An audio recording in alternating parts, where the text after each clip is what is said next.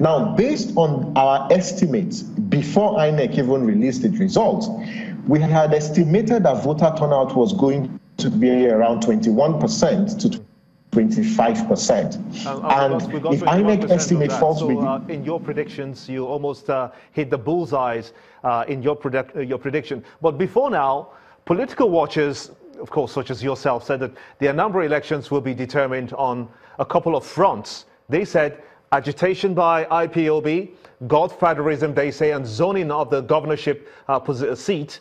How much of that do you think came to bear in this election? Honestly, maybe some people, and I would say a microscopic few, were concerned that the election was going to be disrupted, or they got discouraged. First, let's look at the trend. Anambra has had a history of poor voter turnout for elections. In 2010, voter turnout was, in 2017, we had 22%. Now, if you look at the data, based on our data, when you look at the 3 senatorial districts, you discover that the highest turnout was actually in the Southern Senatorial District, which is the stronghold of the IPOB, and that's where you have Ekwisugo, you have Enewi, as well as Anyocha. Now, we had more turnout in those strongholds of IPOB compared to the Anambra North Senatorial District that had the lowest turnout rate. So, to an extent, I wouldn't say the people were influenced by the threat of IPOB. Does it then really matter when less than, say, 500,000 votes decided the placement of the candidates? Because one would have thought with a politically enlightened state such as Anambra, a record 2.2 million eligible voters were expected to come out and vote, but didn't even hit that quarter mark. Yeah, it's quite worrisome that increasingly you've got a small fraction of your voting population determining government. To an extent, it also questions the legitimacy that governments do enjoy. And it speaks to the question around civic education, as well as the threat to democracy. And for me, the fact that citizens are losing faith in democracy, the fact that citizens are losing faith in political institutions is a call to action that perhaps our political institutions need to start working for the good of the people. Because what is democracy if it does not deliver development to the people? The people are lethargic, and you've got voter apathy because government is not working in their interest. They also feel that their votes do not count. So we need to repose confidence in the people, and that's where civic education and voter education is very, very critical and very, very important. So when we look at the turnout, and it might interest you to know, quite frankly, that out of the because the actual figure as released by INEC, it's actually 2,086,000 or 68,000 as the actual figure of the voters registered. And 50% of that registered voters are actually women. And then 49% of the registered voters are students. So we had expected more young people to actually come out and more women to actually come out to participate, but they didn't. And that's something moving forward. We need a long-term plan for voter sensitization and civic education. And then when you hear comments like snatching of ballot boxes, underage voting, and other electoral malpractices, is there a way that INEC can adopt to effectively address these challenges?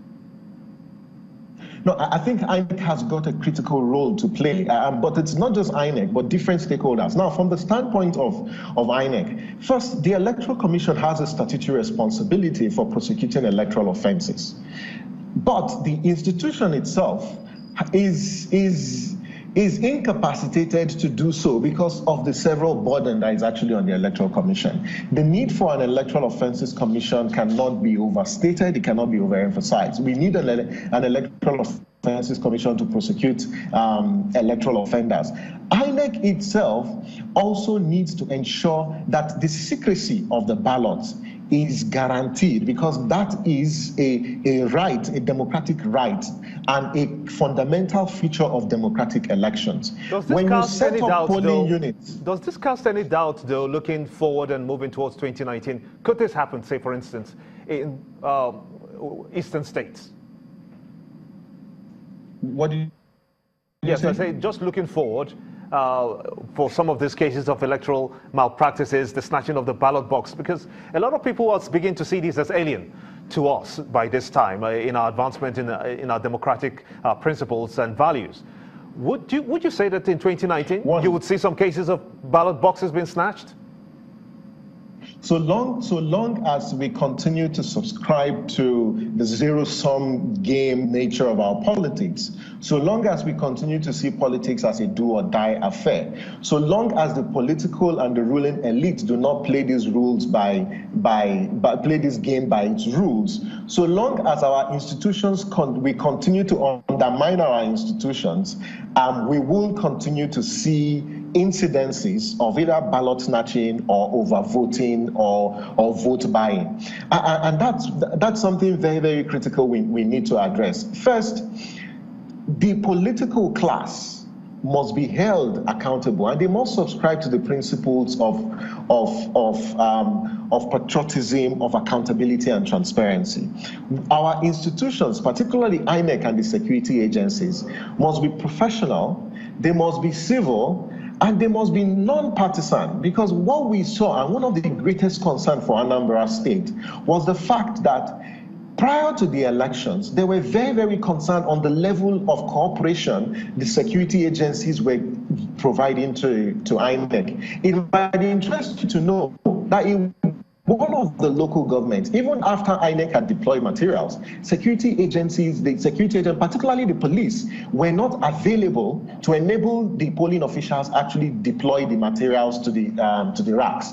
And they had to take those materials to the polling station. Just imagine if hoodlums and thugs had invaded the racks and carted it away with the ballot boxes. I believe that you have heard this argument time and again. It has to do with electronic voting. Some have suggested that results should not be sent from one point to another, that is from perhaps the ward to the local government and then the whole hog before it gets to the final collation centers. They argue that it will be one big formula that INEC can adopt just to avoid this election results being tampered with. I'll let you respond to that thoughts as soon as we return after this break. Join us again.